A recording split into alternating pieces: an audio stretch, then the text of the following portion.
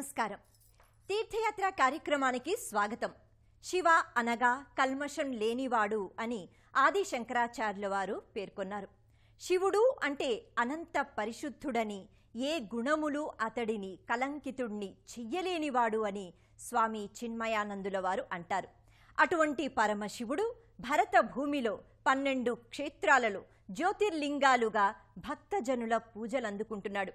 వాటిలో 2వ జ్యోతిర్లింగం జగదాంబ దాల్చిన అష్టాదశ శక్తిపీఠాలలో 6వ శక్తిపీఠం, 2 కలగలిసిన దివ్యక్షేత్రం శ్రీశైల మహాక్షేత్రం. ప్రకృతేశ్వరునిగా అటవీ ప్రాంతాన్న, ఆ అటవీ ప్రాంతంలో విహరించే భ్రమర రూపాన్న అమ్మవారు ఈ నల్లమల అడవుల్లో స్వయంభువై వెలిశారు. ఆ మహామహిమాన్విత క్షేత్రాన్ని నేటి తీర్థయాత్రలో వీక్షిద్దాం. కార్తీక మాస పర్వదినాల్లో శ్రీశైల మల్లికార్జున భ్రమరాంబల దర్శనం చేసుకుందాం.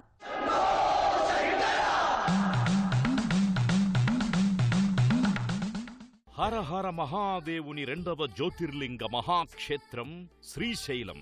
అర్ధనారీశ్వరుని దేవేరి శక్తి పీఠాలలో 6వ శక్తిపీఠం శ్రీశైలం. పునర్జన్మ రాహిత్య ఫలమిచ్చే దర్శనం శ్రీశైల శిఖర దర్శనం. భక్తి, ముక్తి, సకల జన్మ పాపహర ప్రాప్తం శ్రీశైల మల్లికార్జున భ్రమరాంబల దర్శనం. ఇల కైలాసం అని ఆధ్యాత్మికవేత్తలందరి చేత నోరారా అనిపించుకున్న సుక్షేత్రం ఈ శ్రీశైలం. స్కంద పురాణంలోనూ చంద్రగుప్త నగరంగా పేర్కొన్న స్థలి శ్రీశైలం. 12-16వ శతాబ్దాల నాటి పురావైభవాల, పౌరాణిక ప్రాశస్త్యాల, సాహిత్య సృజనలు జరిగిన మహాస్థలి ఈ శ్రీశైలం. ఇంతటి మహామహిమాన్విత తీర్థక్షేత్రాన స్వయంభువై వెలసిన మహాదేవుడు, మహాదేవుని ఇల్లాలు ఇద్దరినీ ఏక సమయాన ఏకస్థలిలో దర్శించుకోవడం భక్తుల మహావరప్రసాదం, జన్మజన్మల పుణ్యఫలం. దట్టమైన నల్లమల అడవుల మధ్య సాక్షాత్ కలియుగ కైలాసంగా పేర్గాంచిన ఈ క్షేత్రంలో వెలసిన భ్రమరాంబ మల్లికార్జున స్వామివారిని సాక్షాత్తు శ్రీరాముడు సైతం రావణ వధానంతరం బ్రహ్మహత్యా దోషాన్ని పోగొట్టుకోవడానికి ఇక్కడికి వచ్చి స్వామిని దర్శించుకున్నాడని చెబుతారు. ఈ భూమండలంలోని దృశ్యాదృశ్య క్షేత్రాలన్నింటిలోనూ శ్రీశైలం మహిమగలదని, ఆ క్షేత్రాన వెలసిన మల్లికార్జున స్వామిని దర్శిస్తే, కనీసం స్మరిస్తే 7 జన్మల పాపాలు నశిస్తాయని స్కాందపురాణం చెబుతున్నది. అష్టాదశ పీఠాలలో భ్రామరీ శక్తిపీఠంగా ఉన్న శ్రీ భ్రమరాంబికాదేవి అరుణాసురుడు అనే రాక్షసుణ్ణి సంహరించి భక్తులచే ఆదిశక్తిగా పూజలందుకుంటున్నది ఇక్కడే. సాక్షాత్తు తన పతిదేవుని చెంతనే శ్రీ శంకర భగవత్పాదులు, శ్రీ వీరబ్రహ్మేంద్ర స్వామి, ఛత్రపతి శివాజీ వంటి మహాభక్తులు ఈ క్షేత్రాన్ని దర్శించి పునీతులయ్యారని తెలుస్తున్నది. ఆదిగురువు శంకరాచార్యుల వారు తపస్సు చేసిన పవిత్ర స్థలం. దట్టమైన నల్లమల అటవీ ప్రాంతంలో ఉన్న పాలధార, పంచదారలు, అదేవిధంగా శంకర భగవత్పాదులు శివానంద సౌందర్య లహరిని రచించింది కూడా ఇక్కడేనని చెబుతారు. ఇంతటి మహత్తర క్షేత్రంలో కాలిడి మనము పునీతులమయ్యాం. ఆ స్వామివారిని, అమ్మవారిని దర్శించి తన్మయులమయ్యాం అనే భావన ఇక్కడి సందర్శకుల మదిలో కలుగుతుంది. శివుడు జనన మరణాలకు అతీతుడు, కాలాతీతుడు. అంటే కాలానికి వశమయ్యేవాడు కాదు. మరందుకే పరమశివుణ్ణి సదాశివుడు అని కూడా అంటారు. ఆద్యాంతరహితుడైన వాడు అంగరహిత లింగరూపునిగా గోచరిస్తున్నాడు. మాఘ బహుళ త్రయోదశి నాడు అగ్నిజ్యోతి స్వరూపాన్న లింగోద్భవుడై 12 క్షేత్రాల 12 జ్యోతిర్లింగాల స్వరూపుడయ్యాడు. సౌరాష్ట్రే సోమనాథంచ అని ప్రారంభిస్తే ఆ తరువాత వచ్చే 2వ జ్యోతిర్లింగమే శ్రీశైలే మల్లికార్జునం. అంటే ఇదిగో ఇదే ఆ 2వ జ్యోతిర్లింగ శ్రీశైల భ్రమరాంబ మల్లికార్జున స్వామి క్షేత్రం. బ్రహ్మ విష్ణువులను పరీక్షించడానికై ఉద్భవించిన మహాజ్యోతిర్లింగ తేజోస్వరూపం 12 క్షేత్రాలలో వెలసి 12 జ్యోతిర్లింగాలుగా మన పూజలందుకుంటున్నాడు ఆ లయకారుడు. వాటిలో 2వ జ్యోతిర్లింగమైన శ్రీశైల మల్లికార్జున లింగంగా మనం తరతరాలుగా ఈ స్వామిని దర్శించుకుంటున్నాం.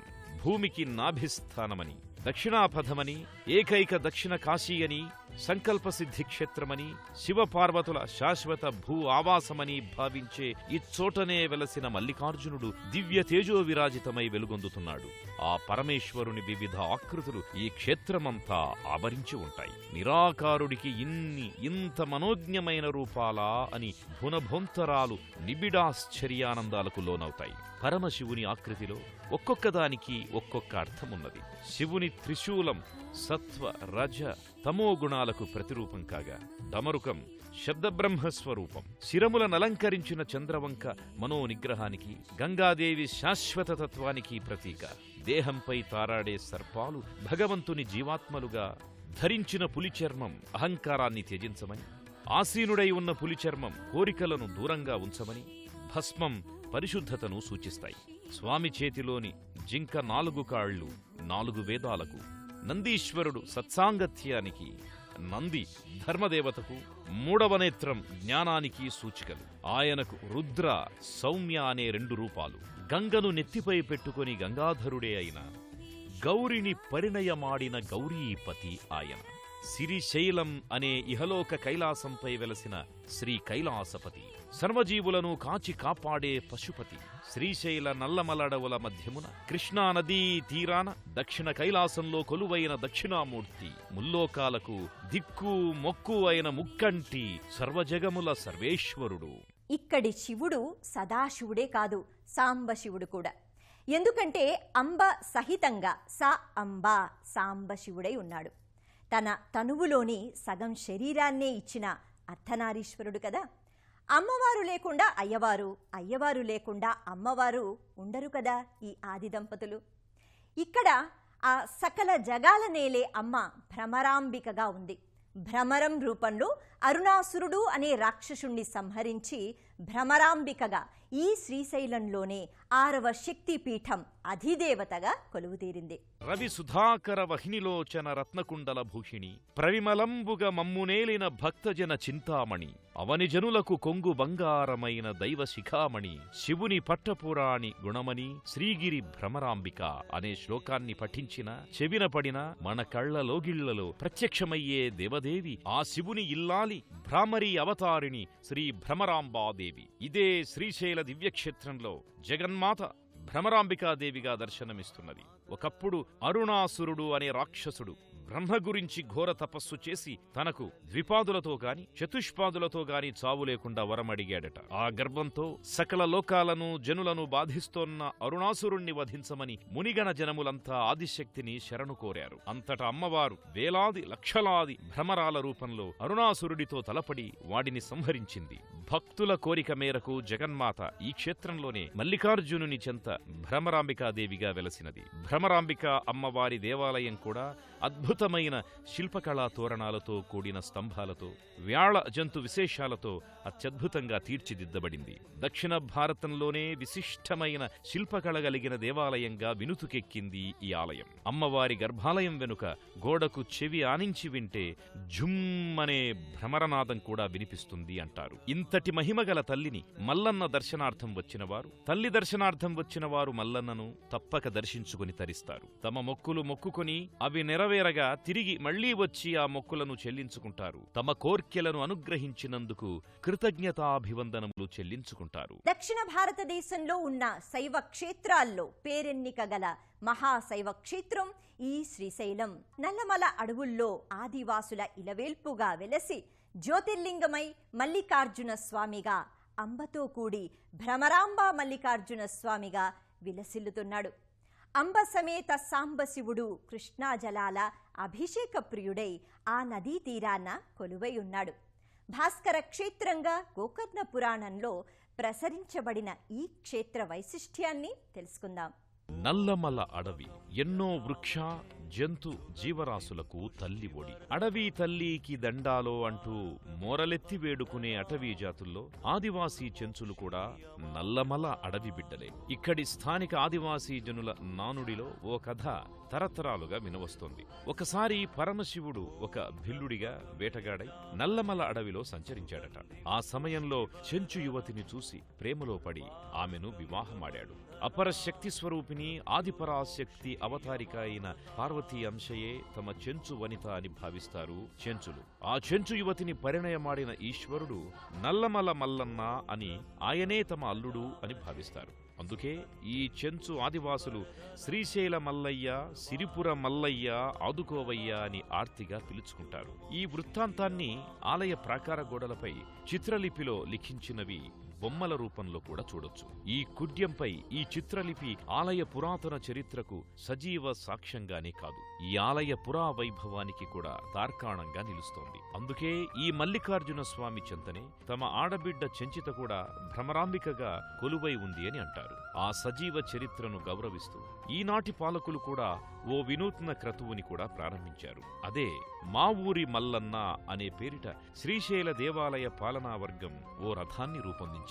ఈ రథంపై శ్రీశైల దేవాలయ ప్రతిరూపాన్ని, అందులో భ్రమరాంబ మల్లికార్జునుల ఉత్సవ మూర్తులను ఉంచి ఆయా చెంచు గ్రామాలకు తీసుకుని వెళతారు. తమ స్వామి తమ చెంతకే వచ్చాడని, తమ కూతురు అల్లుడు తమ ఇంటికే వచ్చారని ఆ ప్రజలు ఎంతో సంతోషపడిపోతారు. తమ వాకిటకు వచ్చిన ఆ మల్లన్న భ్రమరాంబలకు చక్కగా కళ్యాణాన్ని జరిపి తమ భక్తి ప్రపత్తులను చాటుకుంటారు. ఆనాటి నుంచి ఈ క్షేత్రం అజరామరమైన ఓ అపురూప శైవక్షేత్రంగా వర్ధిల్లుతూ వస్తోంది. పాండవులు, శ్రీరామచంద్రుడు వంటి పురాణ పురుషులు కూడా పూజలు చేసిన శ్రీ మల్లికార్జునుని పవిత్ర ధామం శ్రీశైలం. శ్రీశైల దేవస్థానం రక్షణ కొరకు కొందరు రాజులు పెద్ద కోట వంటి నిర్మాణం చేశారు. 4 వైపులా 4 పెద్ద పెద్ద ద్వారాలను నిర్మించారు. అవే నేడు పరమ శోభాయమానంగా పలు రీతుల శిల్పాకృతులతో రాజమహారాజ గోపురాలుగా విరాజిల్లుతున్నాయి. మరీ ముఖ్యంగా అలనాటి ఆలయ విమాన గోపురం ఈనాడు బంగారు పూతతో కోటి కిరణాల వెలుగులొక్కసారిగా ధగద్ధగలాడినంత వెలుగు జిలుగులతో ప్రకాశించిపోతోంది. చూసిన వారి మది పులకించిపోతోంది. ఎత్తైన స్వర్ణపూరిత ధ్వజస్తంభం, వివిధ ఉపమందిరాల చిరుచిరు విమాన శిఖరాలు, ప్రాకారాలు, వాటిపై శివుని పలు రూప విశేషాలు, వివిధ దేవతల ప్రతిమలు, వీటన్నింటితో క్రీస్తు శకం 1313లో స్థాపించిన శాసనంలో రాసినట్టు ఇల కైలాసం, శ్రీకైలాసం అనే నామాలకు అచ్చమైన రూపంగా కానవస్తుంది. విద్యుత్ కాంతుల వెలుగు జిలుగుల్లో చూసేవారి కళ్ళు జిగేల్మనక తప్పదు. మహాశివరాత్రి, కార్తీక పౌర్ణమి అన్న పర్వదినాలను స్మరించుకోగానే గుర్తుకు వచ్చేది శ్రీశైలం. శ్రీ భ్రమరాంబ మల్లికార్జున స్వామి దేవస్థానం. ప్రతి మాస శివరాత్రి, మహాశివరాత్రి, కార్తీక మాస పర్వదినాలలో ఈ క్షేత్రం కైలాసంలా కోటి సూర్య ప్రభాభాసితమవుతుంది. చూడవలె కార్తీక దీపకాంతుల వైనం శ్రీశైలమునందే, చూచి తీరవలె మహాశివరాత్రి వేడుకలను శ్రీశైలమునందే, చేసి తీరవలె శివరాత్రి జాగరణము శ్రీశైల మల్లికార్జున సన్నిధినందే అన్న తీరుగా ఈ ఆలయం ఆయా పర్వదినాలలో కోలాహలంగా వర్ణించ శక్యం కానంత వైభవంగా విరాజిల్లుతోంది. మహాశివరాత్రి లింగోద్భవ సమయంలో ఈ ఆలయంలో జరిగే శైవారాధనలు, అభిషేకాలు, పూజలు, హారతులు పరమ శైవాగమ రీతిలో సాగుతాయి. రాష్ట్రం నలుమూలల నుంచి శివమాలాధారులై వచ్చే భక్త ప్రవాహానికి అడ్డే లేదు. కృష్ణా నదీ ఝరీ ప్రవాహమే శివమాలాధారుల ఊరేగింపులా ప్రవహిస్తోందా అన్న రీతిలో భక్త కోటి వరదలెత్తుతారు. కార్తీక దీపకాంతుల పందిరి కింద శ్రీశైల క్షేత్రమంతా ఒదిగిపోయిందా అన్నంత వెలుగులమయంగా దీపాలు వెలుగొందుతాయి. మన కనులే గగన విహంగాలై విహరిస్తూ చూస్తే ఎలా ఉంటుందంటే, ఇదిగో ఇదిగో ఇలా ఉంటుంది, చూసేందుకు నా 2 కళ్ళు చాలవు శివయ్య, నీ 3వ కన్ను కూడా ఇమ్మని అడగాల్సిందే. పరమశివుడు ప్రమథ గణాలతో కలిసి ఎప్పుడూ కోలాహలంగా ఉంటాడు. ఒంటరిగా నిశ్శబ్దంగా ఉండనే ఉండడు. నిశ్శబ్దానికే శబ్దాన్ని వర్తింపచేసి లయకారకుడు కదా. ఆ పరమేశ్వరుని చెంతని అనేక మంది దేవతలు కూడా కొలువుదీరి ఉంటారు. ఆ ఉపమందిరాల్లో ఉన్న ఉపదేవతలను కూడా దర్శించి పుణ్యప్రాప్తులవుదాం. ప్రపంచ సృష్టిన్ముఖలాస్యకాయై సమస్త సంహారక తాండవాయ జగజ్జగనై జగదేక పిత్రే నమః శివాయై చ నమః శివాయ. జగాలనేలే జగత్పితరుడు జగదీశ్వరుడు, జాజ్వల్య నేత్రుడు, జ్వలిత జ్వలాస్వరూప జ్యోతిర్లింగాకారుడు, జంగమదేవర శ్రీశైల మల్లన్న నెలవు అంతా ప్రమదగణాల కోలాహలమే. ఎన్నో ఉపాలయాలు, వాటిలో సుప్రతిష్ఠులైన ఉపమందిర దేవదేవుళ్ళు, వారి దర్శన అర్చనాది కైంకర్యాలు సమర్పించుకునే భక్తజన సందోహంతో పెనుజాతర సాదృశ్యమే కొలువై ఉంటుంది. ఏకశిలారూపుడై దర్శనమిచ్చే నందీశ్వరుడు ఓ ప్రత్యేక మంటపంలో శివుణ్ణే చూస్తూ పలు పూజలు అందుకుంటుంటాడు. మరో మందిరంలో శివపుత్రుడు సకల గణాధ్యక్షుడు అయిన లంబోదరుడు కూడా విశిష్టమైన దర్శనాన్ని అనుగ్రహిస్తున్నాడు. ఇదే క్షేత్రానికి క్షేత్రపాలకుడైన వీరభద్రుడు మీకు రక్షకుడిలా నేనున్నాను అంటూ కొండంత ధైర్యమిస్తున్నట్లు కొండంత రూపధారుడై స్వాగత ద్వారం వద్ద విరాట్రూపుడై ఉంటాడు. దశబాహువులతో అరివీర భయంకరుడై దక్షయజ్ఞ విధ్వంసకుడై శివదూషకుల దుర్జనుడిగా శివభక్తుల సజ్జనుడిగా శివాంశ సంభూత వీరభద్రుడు కానవస్తాడు. ఇలా ఎన్నో విశేషాల పరమశైవ క్షేత్రం శ్రీశైల దర్శనం పునః పునః దర్శన భాగ్యం కలుగుతూనే ఉండాలని ఆశిద్దాం. ఓం నమః శివాయ. హర హర మహాదేవ. శంభో శంకర. శివుడు కేవలం రుద్రస్వరూపుడే కాక ప్రేమస్వరూపుడు కూడా. పిశాచగణాలతోనే కాదు, పార్వతి, కుమారస్వామి, గణపతి, నంది, భృంగిలతో కూడి శాంత స్వభావునిగా కూడా కానవస్తాడు.